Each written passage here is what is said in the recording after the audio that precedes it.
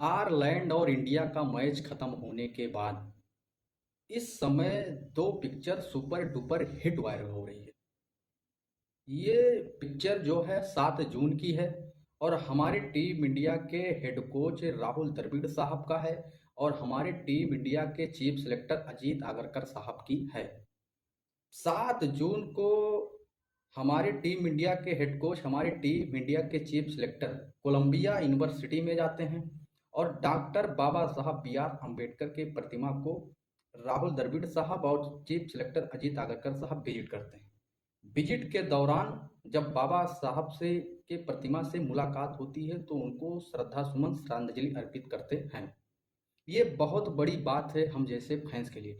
अब बाबा साहब की जितने भी यादें कोलंबिया यूनिवर्सिटी में थीं, उन यादों को राहुल द्रविड़ साहब और अजीत आगरकर साहब उनको बहुत ही महसूस करते हैं। यहाँ तक कि जहाँ बाबा साहब बैठकर शिक्षा लेते थे, जिस लाइब्रेरी में, बुक लाइब्रेरी में, हमारे इंडियन एक्स प्लेयर वहाँ भी जाते हैं, वहाँ भी मुआयना करते हैं कि बाबा साहब ने किस तरह से उन्होंने शिक्षा हासिल की है कोलंबिया यूनिवर्सिटी में जाके। अब कोलंबिया यूनिवर्सिटी की अगर जो बात करें तो वैसे तो डॉक्टर बी आर बाबा साहब के तमाम सारे उनके पास डिग्रियां थीं। उन डिग्रियों में से 2 डिग्री ऐसी थी बाबा साहब की कि जो कोलंबिया यूनिवर्सिटी से थी।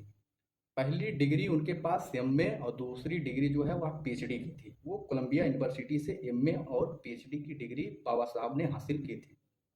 इससे यह साफ जाहिर होता है, इससे यह साफ झलकता है कि हमारे जो देश के क्रिकेटर हैं टीम इंडिया के, चाहे वह पूर्व क्रिकेटर हों चाहे वह न्यू क्रिकेटर हों, आज भी अपनी परंपरा, अपनी कल्चर, अपनी संस्कृति, अपनी सभ्यता वह नहीं भूले हैं। जब भी उनको मौका मिलता है अपने इतिहासकारों को याद करने को, तब भी वो याद करते हैं। इस तरह बाबा साहब को इस T20 वर्ल्ड कप के दौरान हमारे टीम इंडिया के चीफ सिलेक्टर हेड कोच ने बाबा साहब को याद किया। और यही नहीं, इससे पहले भी जब टीम इंडिया ऑस्ट्रेलिया के दौरे पे और साउथ अफ्रीका के दौरे पे जाती है तो वहाँ भी हमारे देश के राष्ट्रपिता महात्मा गांधी जी को भी याद किया जाता है ऑस्ट्रेलिया और साउथ अफ्रीका में। तो इससे और ये चीज़ जो है इसीलिए टीम इंडिया को महान बनाती है, इसीलिए टीम इंडिया के प्लेयरों को महान बनाती है कि वो सबको किस तरह वह रिस्पेक्ट करते हैं। और ये रिस्पेक्ट जो है टीम इंडिया में ही केवल आपको नजर आएगी और किसी भी देश के किसी भी टीम में नजर नहीं आएगी। चाहे वह सीनियर हो चाहे वह जूनियर प्लेयर हो, सबके अपने में बहुत रिस्पेक्ट है और इसीलिए टीम इंडिया मजबूत मानी जाती है ऑल वर्ल्ड में। अब बहुत लोग यह बात करते हैं, बहुत लोग यह तनकीद करते हैं बीसीसीआई के ऊपर और सेलेक्टिंग के ऊपर और डोमेस्टिक क्रिकेट बोर्ड के ऊपर कि अनुसूचित जात के साथ जाति होती है, दलितों के साथ जाति होती है, उनको टीम इंडिया में मौका नहीं मिलता है, उनका सिलेक्टिंग नहीं होता है, टीम इंडिया में उनको चांस नहीं दिया जाता है और उनको बाहर का रास्ता दिखा दिया जाता है। मैं इस चीज़ को एकदम बिल्कुल खारिज करता हूँ, ऐसा कहीं नहीं है। और इसलिए इसका जीता जागता यह उदाहरण है, इसका जीता जागता यह उदाहरण है कि कई ऐसे क्रिकेटर इस देश में जिनके पास गरीबी से वो बहुत लड़े, उनके पास 2 वक्त की रोटी नहीं थी, वो क्रिकेट खेलकर अपने हैसियत, अपनी पोजीशन उन्होंने आगे बढ़ाने का काम किया है। तो ये आरोप बिल्कुल आप नहीं लगा सकते कि ये लोगों के साथ जाती होती। और खासकर वो नेता आरोप लगाता है, वो उन जैसे लोग आरोप लगाते हैं जो कई ऐसे लोगों को भविष्य बेकार करते हैं अपने राजनीति के चक्कर में। हम तो यह साफ कहते हैं कि हमारे जो समाज के लोग हैं वो ज़्यादातर फोकस उनकी राजनीति पर ही रहती है। वो उनकी फोकस नेता बनना ही होता है। वो क्रिकेट पे ध्यान नहीं देते या किसी और सेक्टर में ध्यान नहीं देते। उनके घर पर किसी विधायक, कोई एमएलए, कोई एमपी आ जाता है, थोड़ा बहुत उनके बेटे का प्रशंसा कर देता है, उनका पिताजी, पापा, डैडी कह लो, कोई भी कह लो, वो नतमस्तक हो जाते हैं उस नेता के सामने कि हमारे बेटे के बारे में ये तो बहुत बड़ी बात कर रहे हैं। या अब वो भी नेता गदगद होकर कहता है आपका बेटा बहुत टैलेंट है, राजनीति में इसको बहुत जानकारी है। लगा देते हैं अपने बेटा को, जाओ बेटा राजनीति करो। मैं यह नहीं कहता कि राजनीति करना बेकार है, लोकतंत्र की ये सबसे बड़ी चीज़ है। राजनीति जो है लोकतंत्र का सबसे बड़ा पार्ट है। लेकिन जब आपके से वह चीज़ हो पाए, जब आप उस चीज़ को निभा पाएँ, जब आप उस चीज़ में सफलता हासिल कर पाएँ, तब भी आप उस कदम को आगे बढ़ाएँ, उस चीज़ में अपनी कदम रखें। आपके अंदर यह ताकत है, आपके अंदर यह हुनर है, टैलेंट है कि हम सदन में जा सकते हैं, हम लोकसभा में जा सकते हैं, हम राज्यसभा में जा सकते हैं, हम विधानसभा में जा सकते हैं, हम विधान परिषद में जा सकते हैं, तो बेशक आप करें। यदि आपसे यह नहीं हो पा रहा है, आप एक कार्यकर्ता के तौर पर इस्तेमाल हो रहे हो, तो भाई साहब और भी सेक्टर हैं, उन पर फोकस करो, उनमें अपनी बच्चों को भविष्य के बारे में सोचो, अपने बच्चों को उसमें डालो। राजनीति के चक्कर में अपनी संतान के भविष्य, अपने परिवार के भविष्य को बर्बाद मत करो। मेरी अब ये आरोप लगाना बिल्कुल एकदम बेबुनियाद। ये बिल्कुल इस आरोप में कोई सच्चाई नहीं है। हाँ, आज भी ये सच्चाई है।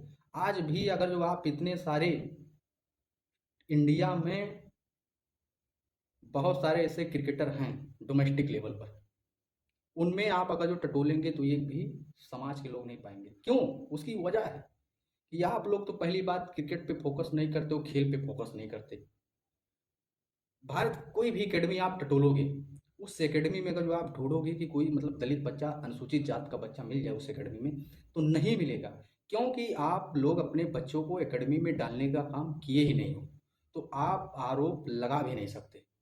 अगर जो एकेडमी में बच्चा गया होता तो शायद वो इंडिया के लिए खेल रहा होता, शायद वो क्रिकेटर के रूप में हमें दिखता।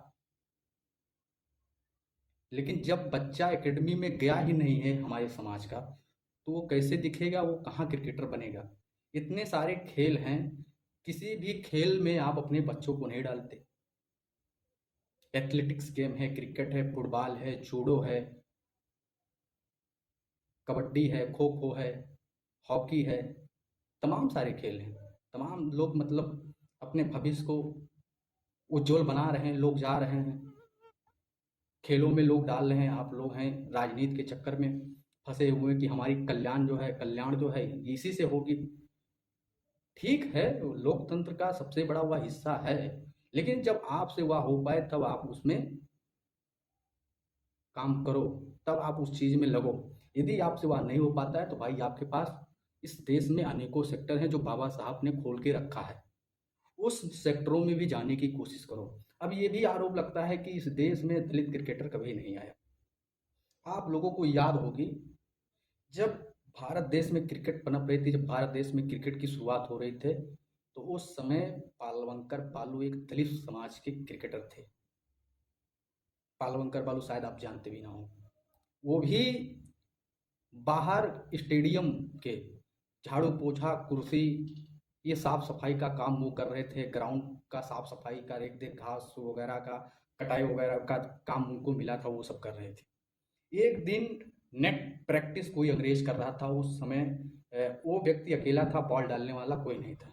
और जब वो बॉल डालने वाला कोई नहीं था तो पालवंकर बालू साहब को मौका मिला कि ये आज अपने तू बॉल डाल मेरे सामने। पालवंकर बालू जब बॉल डालते हैं तो उस अंग्रेज को पल्ले भी नहीं पड़ता पालवंकर बालू के। वहीं से पालवंकर बालू यह समझ जाते हैं कि हमारे अंदर क्रिकेट की थोड़ा बहुत नॉलेज है, हम अपने आप को यह प्रयास करते हैं क्रिकेट खेलने की।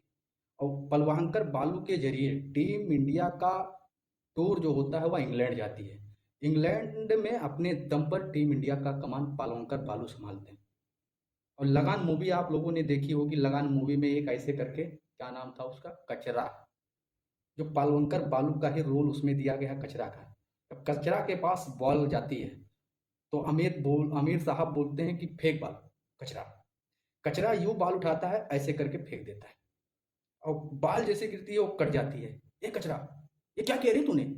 आमिर ने साहब बोलते हैं, आमिर खान बोलते हैं। बल तो पालवंकर बालू का जो रोल निभाते हैं कचरा, कचरा बोलते हैं, मैंने कुछ नहीं किया, मैंने कुछ नहीं किया।